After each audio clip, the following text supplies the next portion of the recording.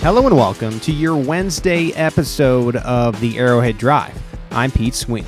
Let's start your morning with today's outlook on the Kansas City Chiefs. Here's what you need to know for Wednesday, September 14th. Harrison Butker has an ankle sprain, and we're just going to see. He's got a little swelling in there, so we'll just see how that goes day to day. And then McDuffie, Trent has a hamstring, and we're treating it. We're going to see where that goes, but he's going to struggle to make it. He'll struggle to make it to the game. Other than that, everybody is up and rolling. As you just heard from head coach Andy Reid, the Chiefs came out of week one a little banged up. It sounds as if kicker Harrison Butker might be a long shot for Thursday night football against the Los Angeles Chargers.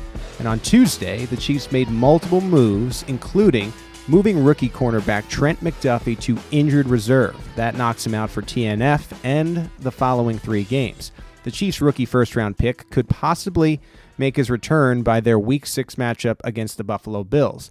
The Chiefs also activated practice squad players linebacker Jack Cochran and linebacker Elijah Lee, and officially signed kicker Matt Amendola along with cornerback DiCaprio Bootle and wide receiver Corey Coleman to the practice squad. Trey Smith, Juju Smith-Schuster, Orlando Brown, and Justin Watson were all limited in practice, but they appear they will find a way to get on the field on Thursday.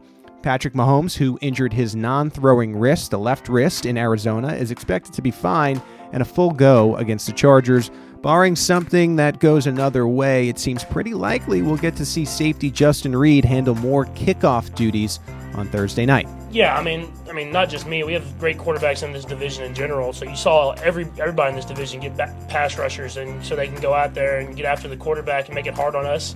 But Khalil's a great player. I mean, obviously they have Bosa already with a lot of other guys that go out there and can rush the passer, and then they have a good defense everywhere. I mean, they have Derwin at safety. I know JC. I don't know if he's playing or not, but he's a great corner, and they have other corners that can play as well, and linebackers. So I mean, this is a great defense, a great challenge for us early in the season. I'm just sad Khalil came back, man. I thought he was out of the AFC West, and now he's back getting sacks again. The Chargers put a lot of resources into the defensive side of the ball this offseason, most notably adding star pass rusher Khalil Mack and signing top free agent cornerback J.C. Jackson. The defense showed up week 1 against the Las Vegas Raiders, sacking Carr 5 times and forcing 3 interceptions. Mack sacked the Raiders quarterback 3 times, while fellow pass rusher Joey Bosa got to Carr 1.5 times. J.C. Jackson has yet to suit up for the Chargers while he has an ankle injury, and it does seem unlikely he will be able to go on Thursday against the Chiefs. It's worth mentioning on the offensive side of the ball, wide receiver Keenan Allen left their Week 1 contest with a hamstring injury, and it also appears unlikely he'll be able to suit up on the short week Thursday night. Yeah, so every year he seems to get better. He's very smart. He understands where to go with the ball, so he's got real good grasp of the offense, and he's accurate. So he does a nice job, and that's not going to get any worse as he goes. He'll just keep polishing that, moving ahead. The experience is everything now. So while the Chargers may be without top target Keenan Allen, this Chiefs defense will have to still face off against Justin Herbert, who, like Mahomes in Week 1, carved up the Raiders secondary. Similar to Mahomes, the Chargers' star quarterback has some of the best arm talent in the world and makes miraculous plays look easy on a weekly basis. The Chiefs split the season series against the Chargers in 2021, where Mahomes capped things off with a Week 15 overtime win in L.A. After the poor start for the Raiders and the Broncos, it's pretty undisputed that the Chiefs and Chargers Thursday night game could have long-term ramifications on the AFC West's top 2 teams. Yeah, there's some hidden production there from Chris Seren. Obviously he tipped that one, which was huge.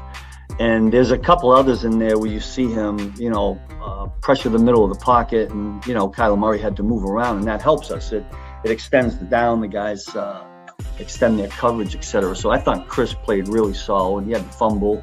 We couldn't come up with it. And then overall, as a pass rush, I thought the guys were relentless in their pass rush. I thought Carlos Dunlap got his sack because he just kept rushing the passer. And we preach about that all the time. Pass rushers keep rushing the passer, and if your coverage is good on the back end, you can find a way to get the quarterback on the ground. Now, the guy we just went against, he's pretty slippery. So it didn't show up in the stat column with stacks and all that, but to get him to run around and off timing-wise, I think was a good thing for us. While a lot has been made about the Chargers' pass rush, and deservedly so, the Chiefs' pass rush had quite the performance in Week 1. Only 5 players in the NFL registered at least 5 pressures in Week 1, and 3 of them, they were Chiefs. Chris Jones, Mike Dana, and rookie George Karlaftis were regularly blowing up the Cardinals' offensive line. While the Chiefs only recorded 2 sacks in the game, it was evident that they were relentless, and defensive coordinator Steve Spagnuolo noticed. Brian Cook stuck out, a couple of things that he did. He made some tackles. Certainly Jalen going in and Josh having to go in a little bit. I thought they all did a nice job. George was solid. He came right up to me after and said, gave me the 2 or 3 things that he did wrong, which is George. He's always going to try to get better, but I thought he helped us a little bit. Who would I have been missing? Leo got in there and got a couple of snaps in our base defense, and then some at the end when we got ahead. I think more than anything, it was just good that they got first game jitters out of their system. They got a couple of reps, under their belt, and hopefully that'll help us in a quick turnaround to playing on Thursday. The Chiefs' young defense was impressive in their first outing, but they'll have a lot of work to do Thursday night at Arrowhead Stadium. McDuffie will be unavailable, meaning fellow rookies Jalen Watson and Joshua Williams could see a big increase in snaps. The Chiefs will have to lean heavily on their young corners without their first-round rookie. Just the growth that he's had when he first came in. Picking up on a defense, which really is not an easy defense to pick up on because mentally we throw a lot at these guys. Myself being a veteran, I've seen some defense, and I even had to take a couple extra hours a day to study my playbook. So what I've seen is how well the rookies as a whole, safeties, cornerbacks, have taken it to the playbook, and when they've really got the hang of it, their confidence has grown and really allowed their natural abilities to show. So Jalen has things you can't coach. He's a long corner. He has a physical mindset. He'll come up on run support. He'll make tackles, and you've seen that grow throughout training camp. So he's going to step in there and be fine. If you're a little worried about this young cornerback group going into such a big stage, take it from Chief safety Justin Reed on the sheer confidence they have in Jalen Watson. Now, there is still hope for 4th-rounder Joshua Williams, but it's been the 7th-round corner in Watson who has gotten the attention of the Chiefs coaching staff. Watson has been an under-discussed member of this class, and he's already flashed for the Chiefs enough to play himself into the next man up as McDuffie heads to IR. I don't even remember doing it. I kind of just went out there and threw a touchdown. I was pretty hyped up. But I saw it on the broadcast, too. I don't know exactly what I was thinking. All right, Patrick. He played a little coy after I asked him about the image we saw during the broadcast after his 4th Week 1 touchdown pass. Mahomes will likely never openly admit it, but we're confident he's been keeping tabs on all that off-season chatter about how he would struggle and fall off this season. We know the Chiefs dominated in Week 1 of the season, with Mahomes making last week his 5th consecutive season opener with at least 3 touchdown passes. We can't imagine a better way to continue his statement campaign against the league than to have another dominating performance against another AFC West contender. That's just Pat. That's just who he is. And just kind of what you said, there's always that behind-the-scenes deal where he's going to create a moment that's going to keep him fired up and energized about each and every opportunity that there is to put something great on tape. So regardless of what that is, I'm glad that he's on our side, okay? And the kid is a tremendous football player. I love the energy and the excitement that he brings. And on top of that, he's the ultimate competitor, and just looking forward to watching him do work from here on out. Now, Mahomes wouldn't admit it, but offensive coordinator Eric Bieniemy did just give us a peek behind the curtain, saying that Mahomes will create some things in his mind that keep him fired up for the game's biggest moments.